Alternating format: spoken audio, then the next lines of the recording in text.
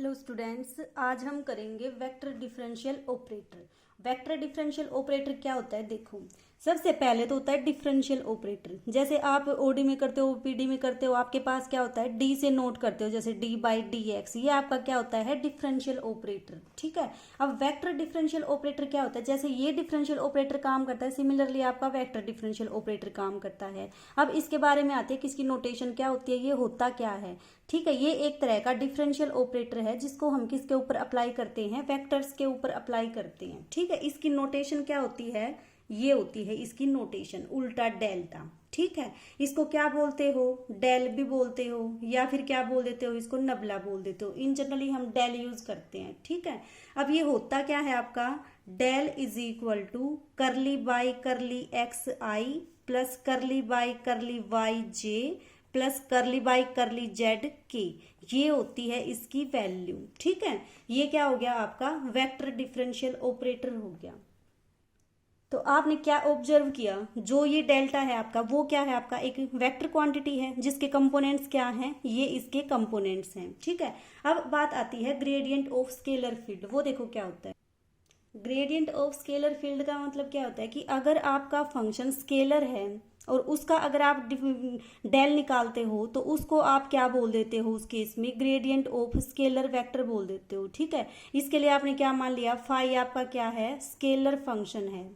ठीक है, अगर इसका आपको ग्रेडियंट निकालना है तो वो क्या हो जाएगा, del of phi. Del of phi का मतलब ग्रेडियंट ऑफ फाई। फाई यहाँ पे क्या है आपका, स्केलर फंक्शन है, स्केलर है, इसीलिए इस ऑपरेटर को क्या बोलते हो, ग्रेडियंट बोलते हो। इसकी वैल्यू क्या आ जाएगी, curly by curly x i plus curly by curly y j plus curly by curly z k. किसके ऊपर ऑपरेट करोगे, फाई के ऊपर ऑपरेट करोगे, तो ये कितना आ जाएगा आपका, curly phi by curly x i plus curly phi by curly y j plus curly phi by curly z के। ये आपके पास क्या आ गया, किसी भी स्केलर फंक्शन का ग्रेडियंट आ गया। ठीक है, अब देखो एग्जाम्पल, देखो आपको दे रखा phi is equal to this, find del phi. अब देखो इस फंक्शन में कहीं भी आई जे के नहीं है, इसका मतलब क्या है, ये आपका स्केलर फंक्शन है। तो हमें क्या निकालना है, इस फंक्शन का ग्रेडियंट निकालना है। निकाल दो, कैसे निकालोगे,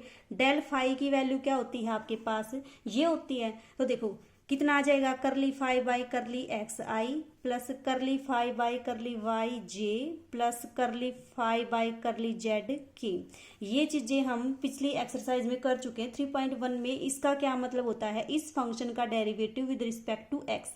जब एक्स के रिस्पेक्ट में करोगे तो वाई और जेड को क्या करोगे, एज ए कॉन्स्टेंट ट्रीट करोगे। तो कितनी आ जाएगी इसकी वैल्यू, देखो करली फाई बाई करली एक्स निकालोगे, यहाँ से कितना आएगा इसका डेरिवेटिव 2xy, यहाँ से कितना आ जाएगा इसका डेरिवेटिव y स्क्वायर आ जाएगा। अब इस टर्म में तो आपका x है ही नहीं, तो आपके पास जस्ट आ गया ये, साथ में आई आपका as it is, plus curly phi by curly y निकालोगे तो वो क्या आ जाएगा आपका, x और z को एज ए कॉन्स्टेंट ट्रीट करोगे। निकाल दो, इसकी वैल्यू कितनी आएगी, X square as it is, Y का derivative 1, X square as it is, Y का डेरिवेटिव 1, इसका कितना आ जाएगा, वाई स्क्वायर का 2yx।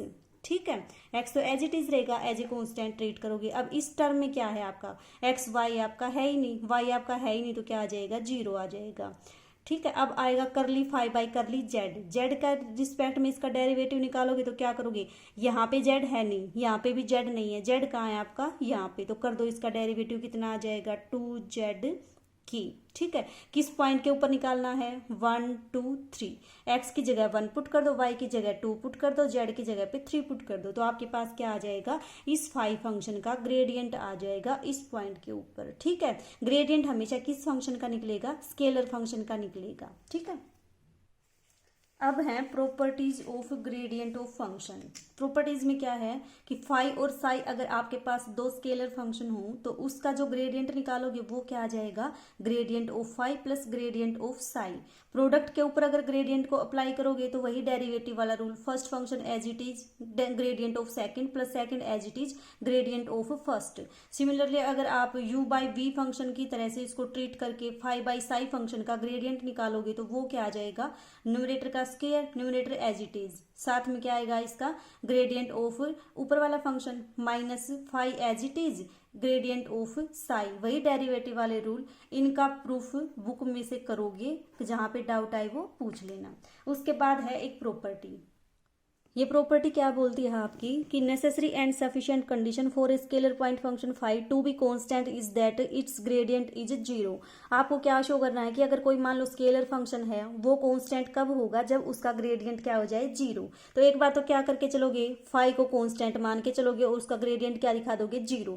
दूसरा क्या करोगे, इसका ग्रेडियंट 0 मान के चलोगे, फंक्शन को क्या दिखा दोगे, कांस्टेंट दिखा दोगे। तो पहले आप क्या मान के चले, let phi be constant. Constant है तो क्या होगा, वो एक्स वाई जेड से इंडिपेंडेंट होगा। ठीक है, अब निकाल दो इसका डेल फाई। डेल फाई कितना आ जाएगा, आई करली by curly X plus J करली by curly Y plus K curly by curly z of phi. जब फाई को इसके साथ ऑपरेट करोगे तो क्या आ जाएगा, फाई फाई फाई।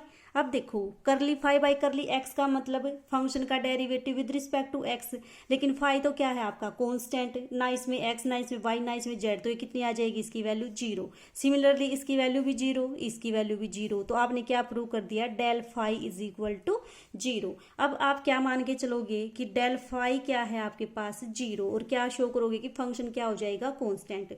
तो देखो डेल फाई 0 होने का मतलब क्या हो जाएगा, डेल फाई आपका क्या होता है, I curly phi by curly X plus J curly phi by curly Y plus K curly phi by curly Z is equal to 0। इस 0 को आप ये लिख सकते हो 0 आई प्लस 0 जे प्लस 0 के। अब क्या करो, इसको कंपेयर कर दो, कितना आ जाएगा, curly phi by curly x भी 0, करली फाई बाई करली वाई भी 0, करली फाई बाई करली जेड भी 0।